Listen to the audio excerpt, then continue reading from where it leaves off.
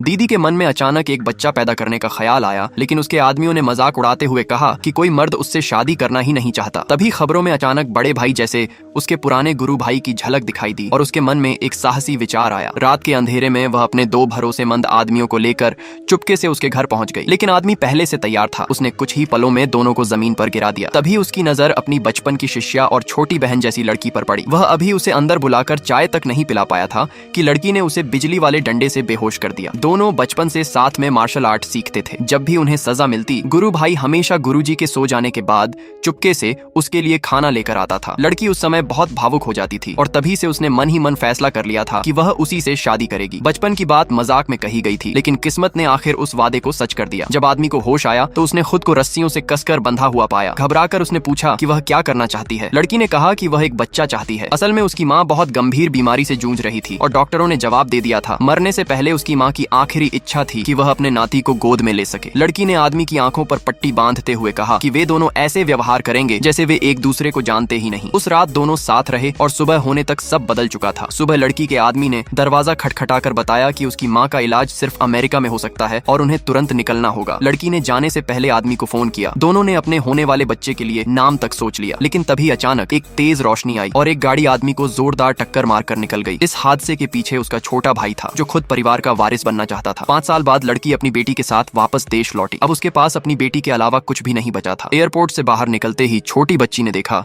कि एक पागल और गंदा आदमी लगातार उसका नाम पुकार रहा है। उसने अपनी माँ से पूछा कि क्या वह उसके पापा हैं, लेकिन माँ ने तुरंत मना कर दिया। उसे विश्वास था कि उसका पति इतना ताकतवर था कि कभी इस हालत में नहीं पहुंच सकता, लेकिन बच्ची उस आदमी पर तरस खाकर उसके पास गई और उसे एक लॉलीपॉप दे दिया। शायद दिल का रिश्ता था, क्योंकि पागल हो चुका आदमी तुरंत समझ गया कि यह उसकी बेटी है। बच्ची ने मासूमियत से कहा, मेरा नाम गुओ गुओ है, लेकिन तुम मेरे पापा नहीं हो। मेरे पापा बहुत अमीर हैं और थोड़े हैंडसम भी। तभी लड़की डर गई कि कहीं वह आदमी उसकी बेटी को नुकसान न पहुंचा दे, इसलिए वह उसे दूर खींचने लगी। लेकिन जब आदमी ने लड़की का चेहरा साफ देखा तो उसका सिर दर्द से फटने लगा। लड़की को भी उसकी आवाज बहुत जानी पहचानी लगी।